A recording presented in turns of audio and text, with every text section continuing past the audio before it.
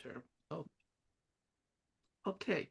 So this is Pushing Boundaries, a podcast about pioneering research, breakthrough discoveries, and unconventional ideas. I'm your host, Dr. Thomas R. Verney. My guest today is Martha Jo Atkins PhD, end-of-life counselor, counselor supervisor, coach, speaker, and author of Signposts of Dying, What You Need to Know, published in 2015. Welcome, Dr. Atkins. Thank you so much. Glad to be with you. Thank you. And you said that it's all right to call you Martha. Please, yes. So if I understand it correctly, for almost 30 years, you have worked with grieving and bereaved children and families and people at the end of life and the ones who love them. So what is exactly, perhaps you can describe, take all the time you need to describe a little bit your work. What is it that you do? So I help people who are dying, and I help their families. I have I did grief and loss work a bunch in the 90s. I started a children's bereavement center in San Antonio, Texas. In the very early 90s, I worked at a children's hospital in the intensive care unit. I worked with children who were dying and their siblings. And I found that the siblings were often left out, not invited in to say goodbye.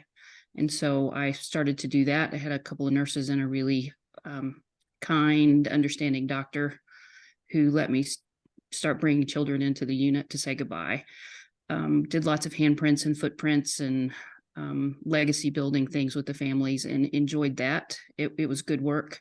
My brother died in 93. So my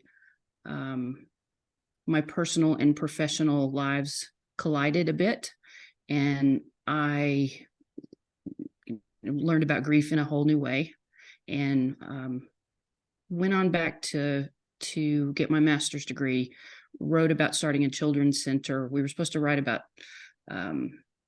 starting a children's service in San Antonio that didn't exist. So I was in San Antonio, Texas at the time. So I wrote for my professor about starting a children's grief center, and he took 2 points off for punctuation. He's always very proud of that. And gave me an A and wrote a note and said, you really should do this. So I didn't know any better, and I did. It was a lot of work, and a lot of people got involved, and the bereavement center is going very well now. I left there in 2005.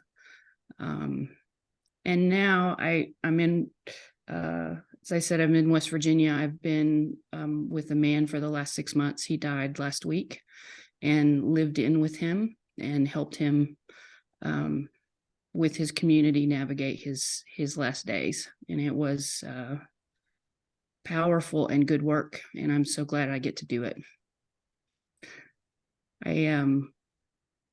I like dropping into a family system or a friend system and helping them help the person who's dying.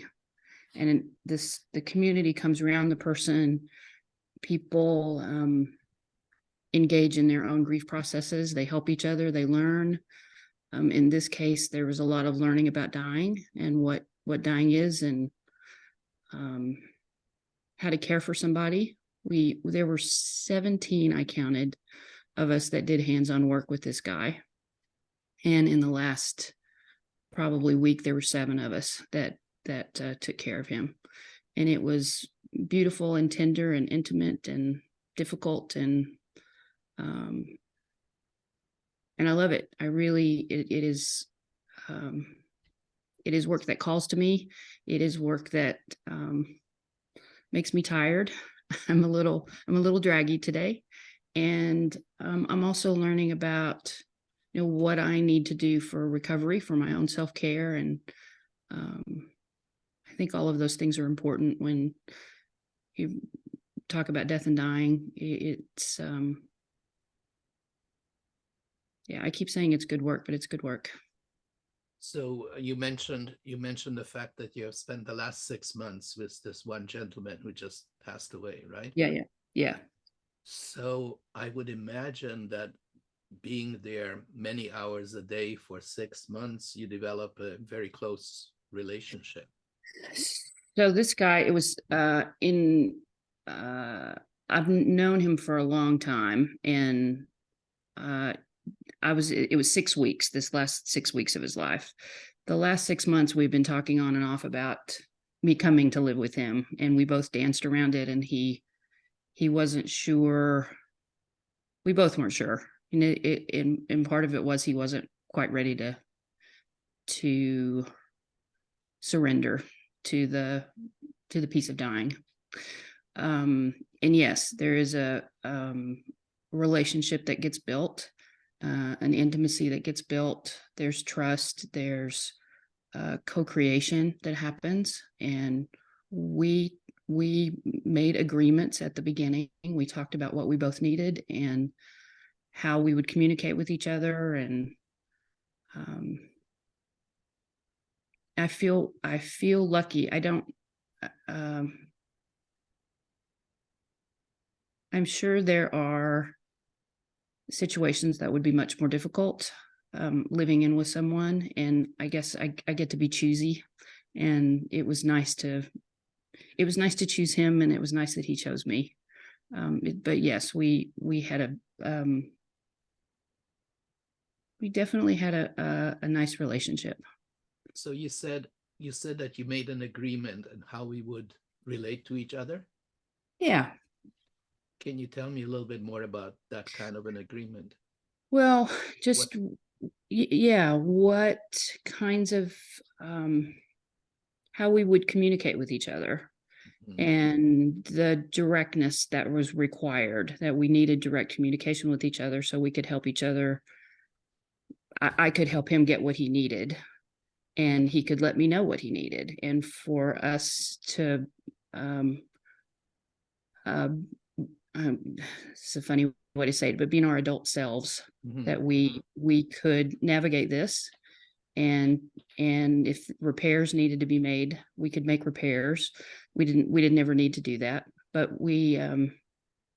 it was mostly around communication.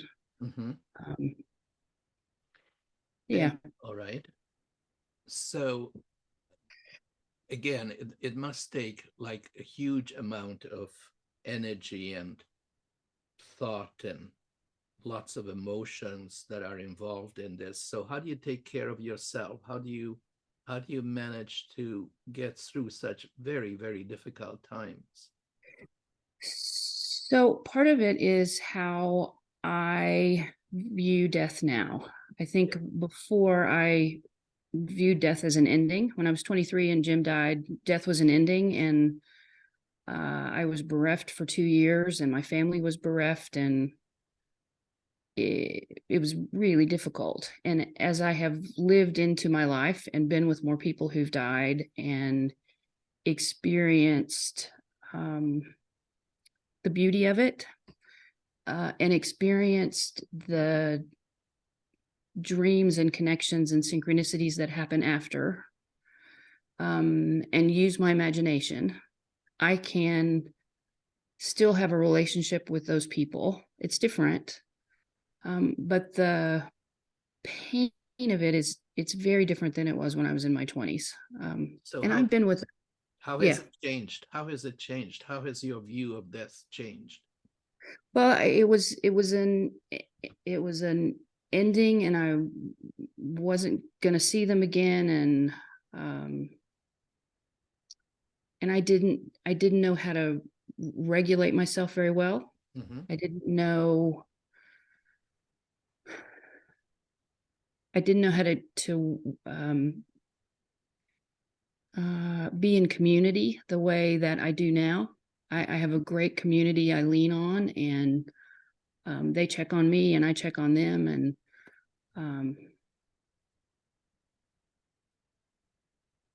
the difference is, I don't know, I'm more peaceful. I don't know that I was so peaceful then, but there's a peacefulness now, and I track patterns. I'm an introvert, and I'd like to track patterns, and there's this beautiful pattern as people are dying.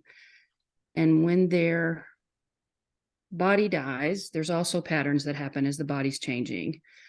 And there's something about being with the patterns and knowing that you and I are going to have them, and everybody I love is going to have them, and millions of people before us have had them.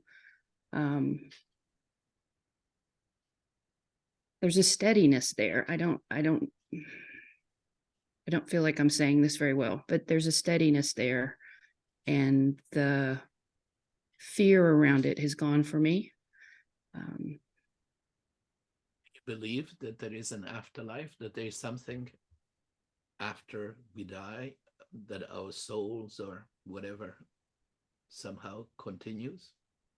Yeah, a friend of mine was saying yesterday the difference between truth and belief, and I don't know what the truth is. I do know I believe there's something more, and it gives me comfort to believe there's something more. I watch the people who this guy did it. He had a number of people. He was looking around the room, and the room was filled with people that the others of us couldn't see. He was inviting a dog that was on the floor to come onto the couch, and it was a dog who had recently died. And I watched that, and I can see how people would say those are hallucinations. I can see that and see how people say they are visions.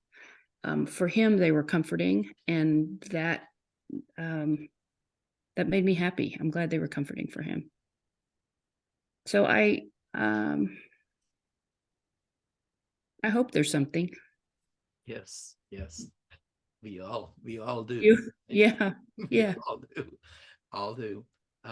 You said in your bio that your father was a minister in the Methodist Church for 50 years. Yeah, he sure was. And then you began stepping away from religion towards spirituality in your 20s.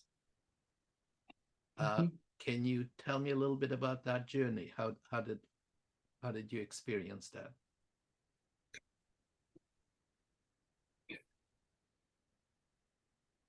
I didn't ever quite feel like I fit in the church after I left home. I went to college and went to church, but it just didn't ever feel quite right. I had a friend who was well steeped in energy work, and she was a physical therapist and a healer. And I wanted to learn from her and began to learn about energy in bodies and feeling stuck energy, which I didn't really understand until I could close my eyes and put my hand near somebody. And I think she had us working somebody on their knee, and I could feel my hand get stuck around that space, and I could feel heat changes, and I thought, well, this is interesting. What is this about? So I began to delve into mysticism, and later into shamanism. I studied with a West African shamanic practitioner for a while. And what did he teach you? Oh, lots about rituals. Lots and lots about rituals. I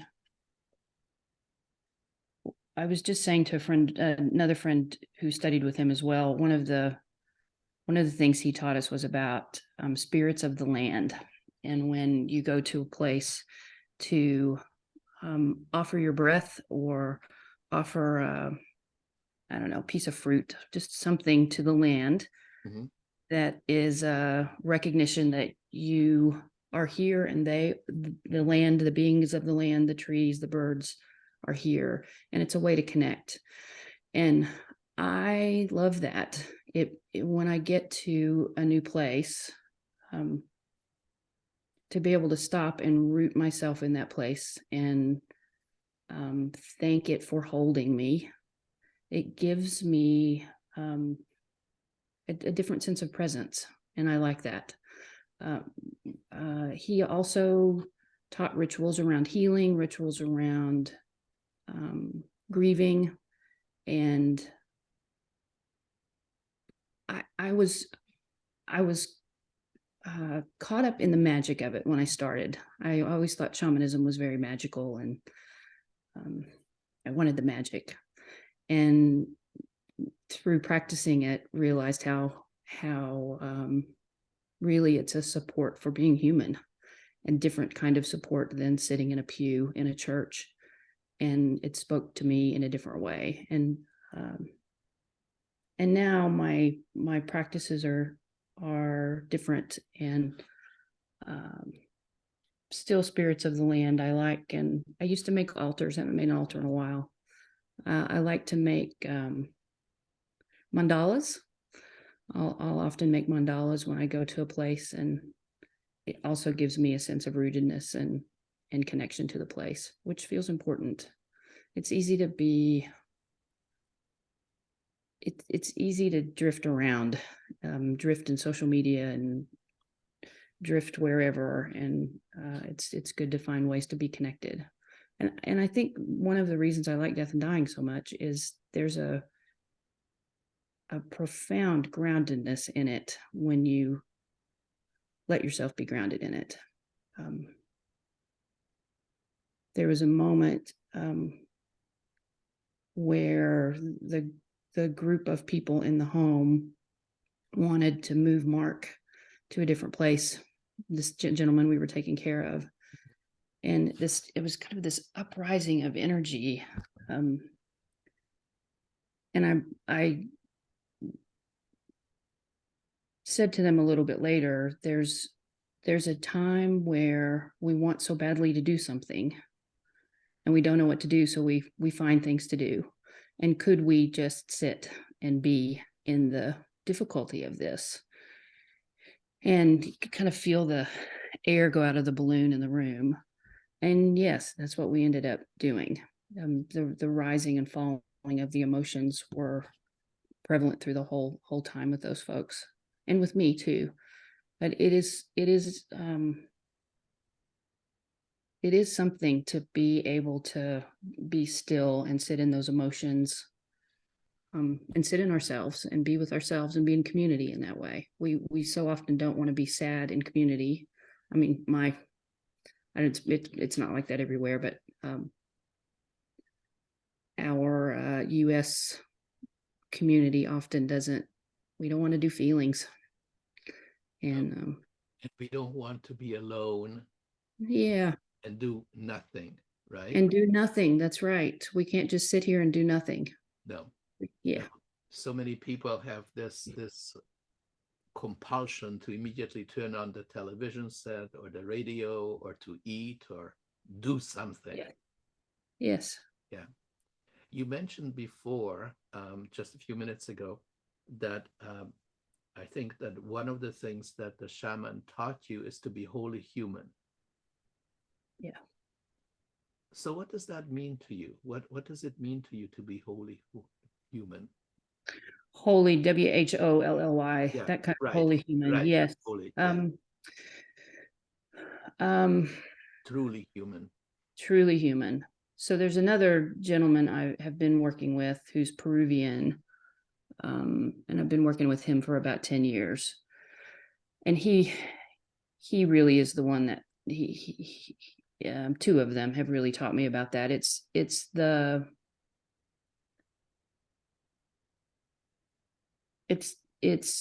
showing up as you are, showing up as I am, and trusting that that's enough, understanding that I have shadow and light, and everybody has shadow and light, and that even so, we can be loved in our shadow.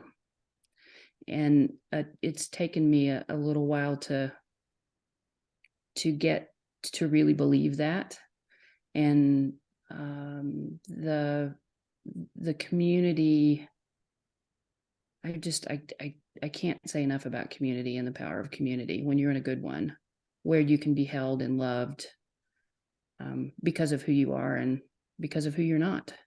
Right. It's a lovely thing. Right. Right. Yes, I totally agree. So um, you have on your website, which is what? Can you tell our listeners about your website? Yeah, it's marthajoatkins.com. Okay. Yes. MarthaJoAtkins.com. And you have said on it, you have some frequently asked questions on that website. And one of them is, I've never died before. How do I do this? Yes. Yes. So how do you answer Isn't that a that funny question? question? Yeah. I've had several people ask me that.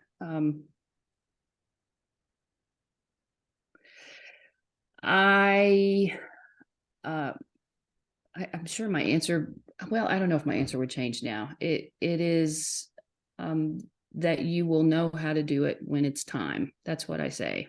Mm. Uh, um, I hear the metaphor language.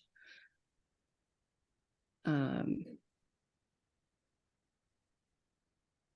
so the gentleman I was with said he needed to get the tickets.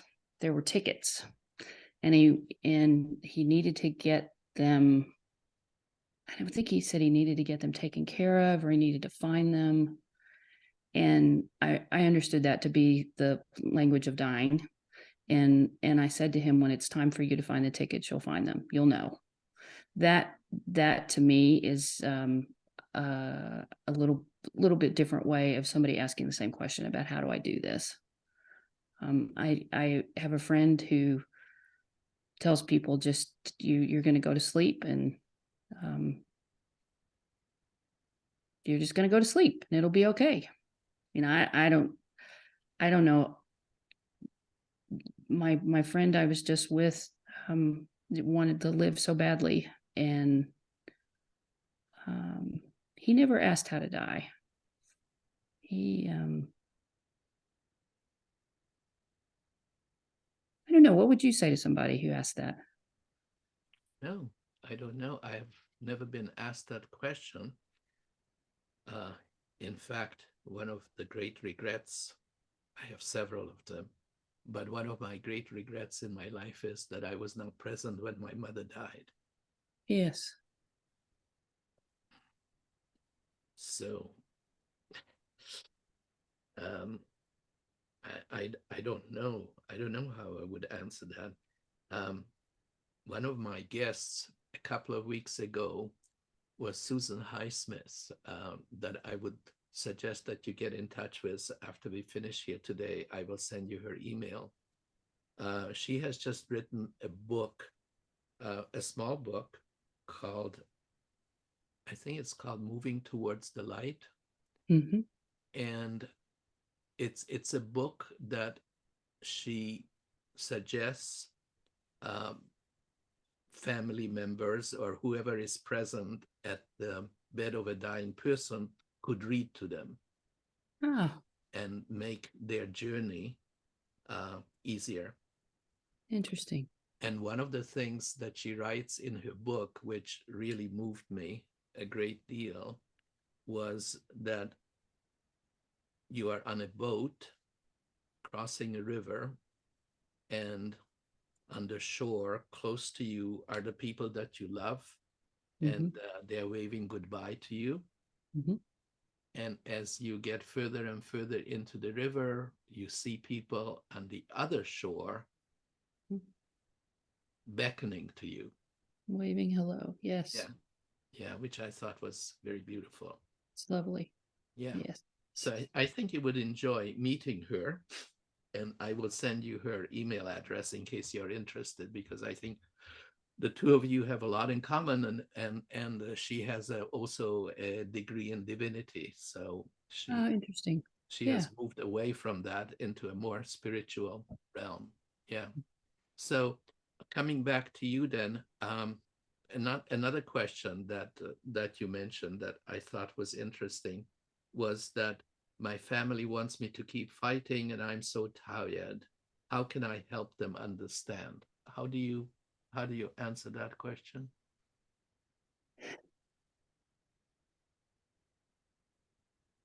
Sometimes we can't make our family understand. Mm-hmm. We just can't.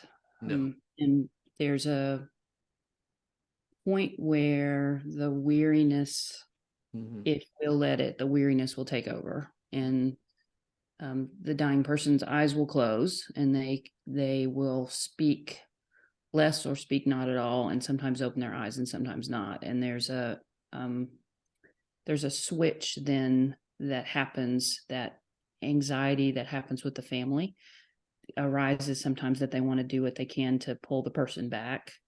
And other times the family can start to move into their own understanding that the person is going to go. But it is not, we want so badly to take care of each other, and we certainly want to take care of people we love. Yes. And it's a difficult thing on both sides. The person who's dying doesn't want to leave. Mm-hmm. Even though they're tired, they don't want to leave. And the family doesn't want them to leave. And if they can transcend that and get to present, get to here and now, and not worry about what was and not worry about what's coming, to just be right here, right now, there's a change that can happen, and that space of feeling emotion and getting out of the mind and getting into the heart. And that space, that heart space, is the place to land. This how do we help each other feels mind. Always thinking about what to do and how we can do it, rather than settling in and being in the heart and letting the heart offer what it has. How do you deal with children? Let's say when a grandparent is dying and there are several small children in the family, 6 to 12, let's say. How do you counsel families? Should they bring those children in or not? I say to the parents, you know your child best. Mm. And then I say, would you be willing to let your child choose what they would like to do? Because some children are very clear they don't want to come and be in that kind of space, and some are very curious. Mm-hmm. If they're curious, I encourage the family to take a photo of the person who's dying to show what they look like now. Mm-hmm. And to talk with the child about that. Mm-hmm. And then to bring them into the room, come in the door, stand at the edge, and let the child take in the room, to feel the scene, to see what's there, and then to move to the bed if they want to move to the bed. I've been in the room a number of times where children have been pushed to go kiss somebody and tell them goodbye and hold their hand, and that's difficult. Right. It's important to let the child lead, and for there to be a steady adult. And steady means just steady in presence. The adult can be crying. I say, if you're an adult and you're on the floor curled up in the fetal position, that's not the time to bring your child in. Get your big feelings out. No. And it's okay for you to be teary, but be a steady presence for your child. And when I'm in a room with a wide range of ages, and we're talking about death and dying, I talk to the youngest child in the room, and then everybody else catches up. Mm-hmm. And often that works well, because adults are caught up in their own emotions, and having a conversation as a 6 or an 8-year-old, their 8-year-old self, it's freeing and gentle, slower. There are different ways to be with children, and it allows for the whole room to breathe a little bit easier. And children so often are the ones who will emote and then bring the rest of the group to a place, a heart space too. It's really beautiful. Was there anything in your own background that you think contributed to your interest in this whole area of death and dying?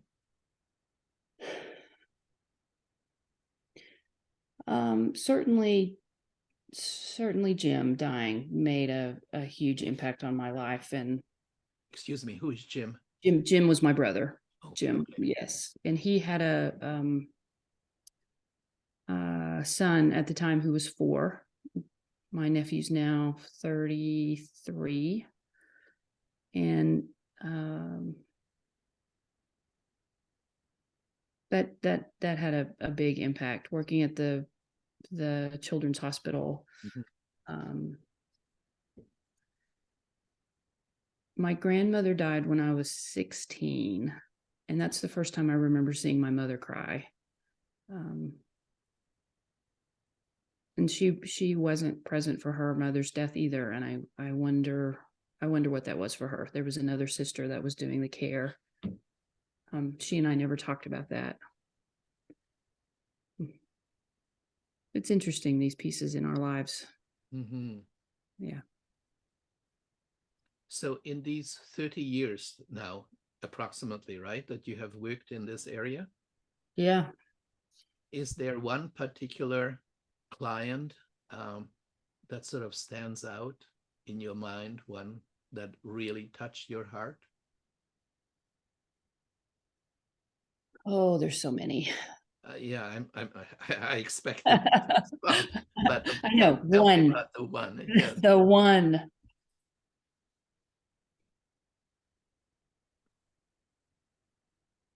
When I worked at Abode, which is a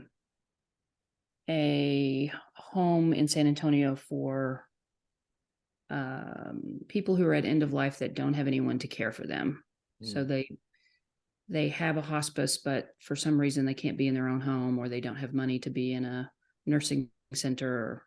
So we had a house. People would come and stay in our house, and we would care for them as they were dying. We had a small staff, and I don't know, 50, 100 volunteers that would come and do work there. There was a gentleman who came who was in a wheelchair. He Ubered over to have a visit,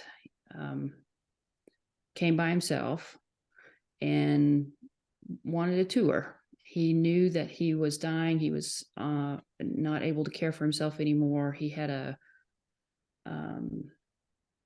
bone disease and a couple of other things that was causing paralysis that was eventually going to cause him not to be able to breathe. And he wanted to have a conscious dying experience. That's what he said when he came. He didn't want to be in a hospital. He didn't want to be in a nursing home. He wanted to be with people who were willing to talk about dying.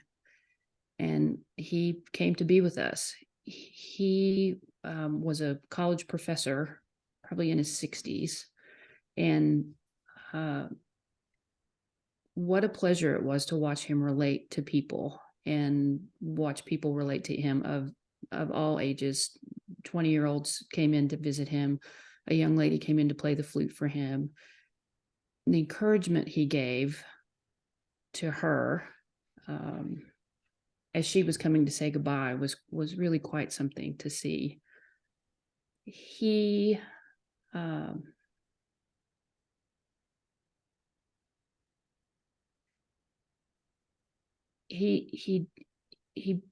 chose this on purpose, and as he was changing, he got to a place where he had sunk in. There's that place of tucking in, I call it, where their eyes close and they're not responsive to what's happening outside. And he was not. His best friend was a physician, and the physician came in, and I was not in the room. I was in the room hearing the physician talk on the telephone, and I heard him say, "I did a sternal rub." So he did this on the man's chest and checked his pupils, and he's not responsive. This is all for us. He just needs to go. And the man was hurting. And I back in the room and said to the man, and I wish I would have been a little softer, but I said to the man, your friend chose to come here so he wouldn't have sternal rubs and nobody would bother him. And he can hear you. He's in there. And the man he's a very prominent physician. And I'm sure didn't take very kindly to me saying that to him. He was worried that his friend was in pain. And I gave the man the phone and I said, call the hospice and talk to them. So he came back out and we had a nice conversation after that was over. Went back in the room. Man sat down by the bed, and the man in the bed who had been so far away opened his eyes and lifted his hand and looked at his friend. He didn't have the energy to speak. The tears came down my face, and his friend said, you're here, you're here. It was a beautiful moment of connection. And I don't know what kind of reserves it took for that man to be able to come back to connect to his friend, but he did. And after it was a moment. They had their moment. The man closed his eyes again and he didn't open them again. He died pretty soon after that.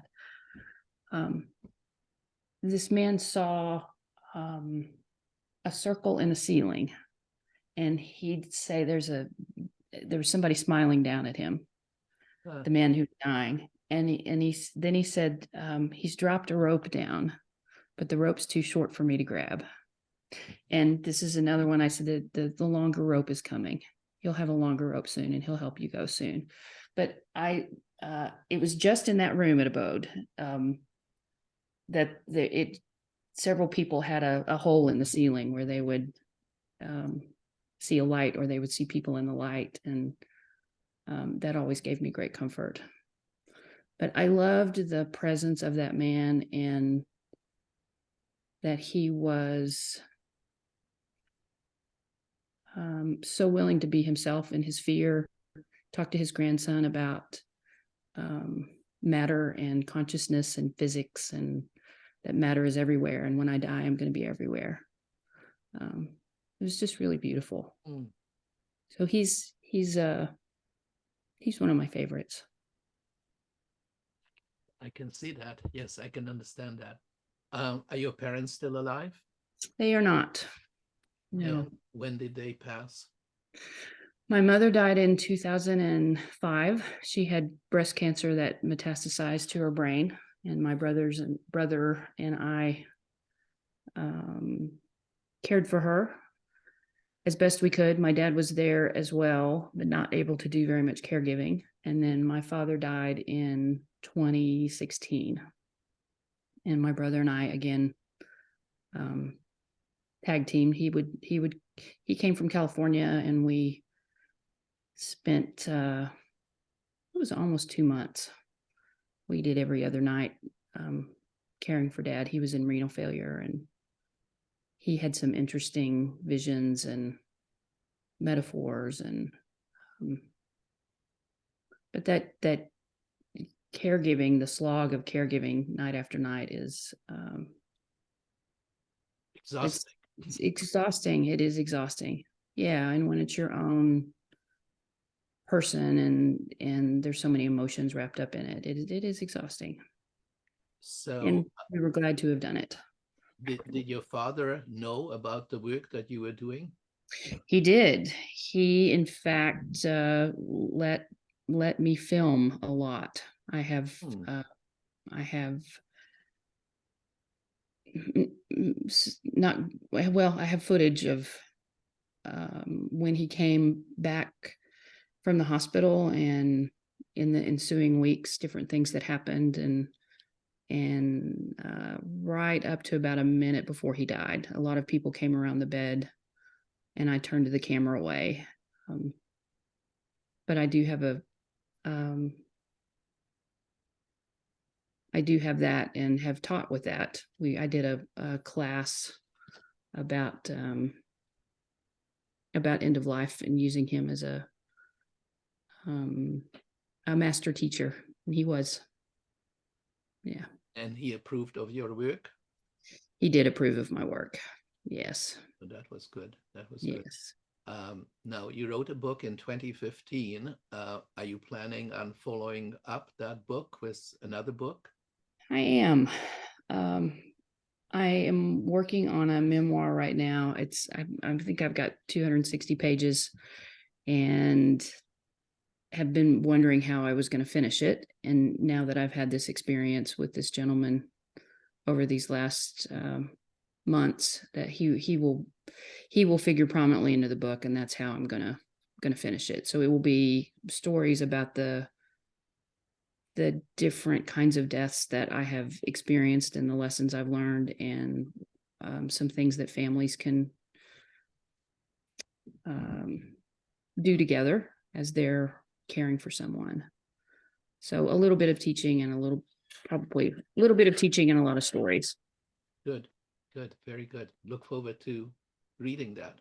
Thank you. If you could have coffee with any historical figure, who would it be? I would love to have coffee with Elizabeth Kubler-Ross. Oh yeah. I missed her. I was a little bit, she was at the end of her career and I was at the very beginning of my career, and many of the people I work with have teachers have had opportunity to see her and be with her, and I didn't, and I would enjoy that very much. Mm-hmm. I can see that. Yeah. Mm-hmm. Now, I think at the end of her career, did she not have some cognitive problems? That's what I understand. Yeah. Yeah. I think she had a stroke. I'm not sure. Mm-hmm. Yeah. Mm-hmm. She was an interesting woman. I'm sure. I'm sure. How do you relax? How do I relax? I love dogs. I love dogs. They make me happy. So anytime I can find a dog to walk or play with, sometimes I will seek out a dog park in towns I go to just so I can be with dogs. And I like to walk, and I like I just sometimes I just need quiet, no TV and no radio, and beauty. So the mountains are good. It's very beautiful here. I love the sea. I like to go for walks on the ocean, and I love to laugh. I like really smart humor and witty humor and bad puns, and good that's puns. how I relax. What's that? And good puns. Bad Good puns and puns. good puns. Yes. Bad puns and good puns. That's right. So you have obviously, the people who have the good fortune of seeing you while they are dying and their families. But there's only one Martha Atkins, and very few people like you. Most people die in hospitals or alone, unaccompanied. Yes. In terms of hospitals, what would you like to see? What could make leaving this earth a little bit easier if it was part of hospital routines? Is there anything you could suggest that hospitals could adopt? It's interesting. What we discovered when we were at abode, when we would go to visit people in hospitals who eventually would come to abode, often those people were they were left alone. There's nothing to do for them now. Hospitals are about saving lives, and when somebody's at end of life, they seek to ship them out and get them to another place. And I wish there was I guess it's education. I'm not sure, Thomas.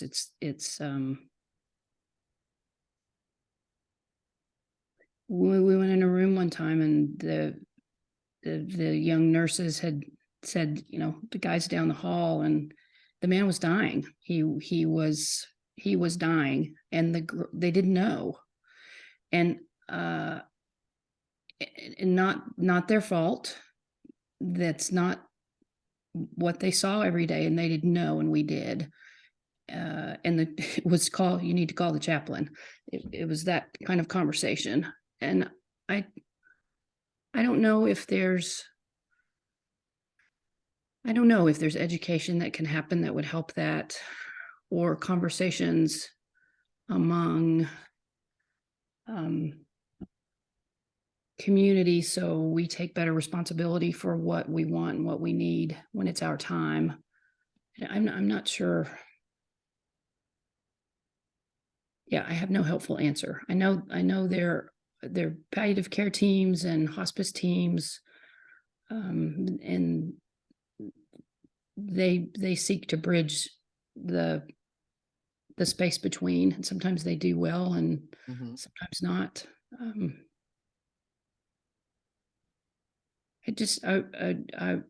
There are hospital navigators that help with different areas of hospitals, and I wonder if there's an end of life navigator that could help in hospital settings. I don't know. I think things are going to have to change, though. We don't have the infrastructure in the U.S. in the next 15 years to take care of all the people who are going to be dying. The numbers are number of baby boomers who are going to be at end of life is staggering, and we just don't have what we need to take care of those people.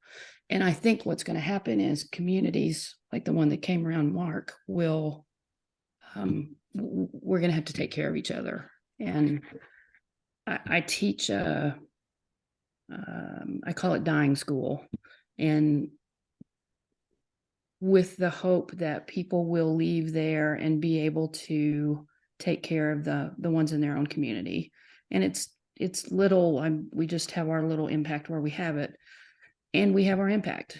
We help the people we can help. And when people in my community can show up and help somebody who's dying, and other people can learn from that, there's a ripple effect that happens. And I hope that will continue. And I know there's other teachers doing similar work. But I think it's going to be neighbors taking care of neighbors. It would be nice. It would be nice if each hospital would have at least one person like you who sort of specializes in counseling people who are dying. Yeah, it would be. In a spiritual way, not in a particular religious way. Yeah. That would be really nice. So finally, you have had a very interesting and full life, and obviously we hope it's far from over. But what's the most important thing you have learned so far in your life? What's the most important thing? Oh, goodness.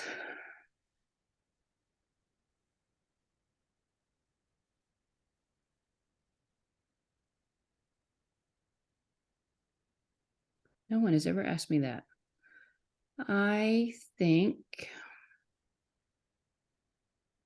this is going to sound kind of cheesy, but I think it's about self-love and compassion, about being kind to ourselves and holding ourselves gently, and that energy and that love for self translates and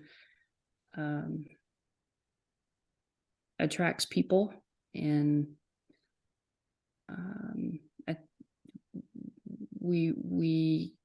I get to interact with all kinds of really beautiful people, and I love that.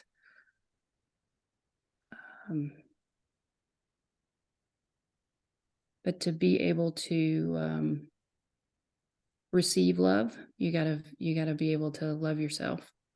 And I see so many people at end of life that are hesitant to receive, hesitant to be loved, worried about the mistakes they've made. Yeah. And that's part of our wholeness. Yes. Part of our wholeness. Yeah. So many people are uncomfortable living in their own skins. Yeah. Yeah. Yeah. It's very indeed. sad. Yeah. Well, thank you. I mean, this has been a wonderful, moving experience. Thank you very much. Anyone who wants to know more about you or to contact you can go to your website. Is it marthajoatkins.com? It is. Okay, got that. My guest next week is Father Lawrence Freeman, OSB, a Benedictine monk of the Congregation of Monte Oliveto Maggiore in Italy. He's the director of the World Community for Christian Meditation, an inclusive contemplative community based in Bonnevo. Father Lawrence is a prolific author. He has collaborated with the Dalai Lama and many dialogues, and in the groundbreaking book, The Good Heart. He was awarded the Order of Canada in recognition of his work for interfaith dialogue and the promotion of world peace. Thanks again, Martha, and until next time, take care. Thank you. Thank you. Thank you. Bye-bye.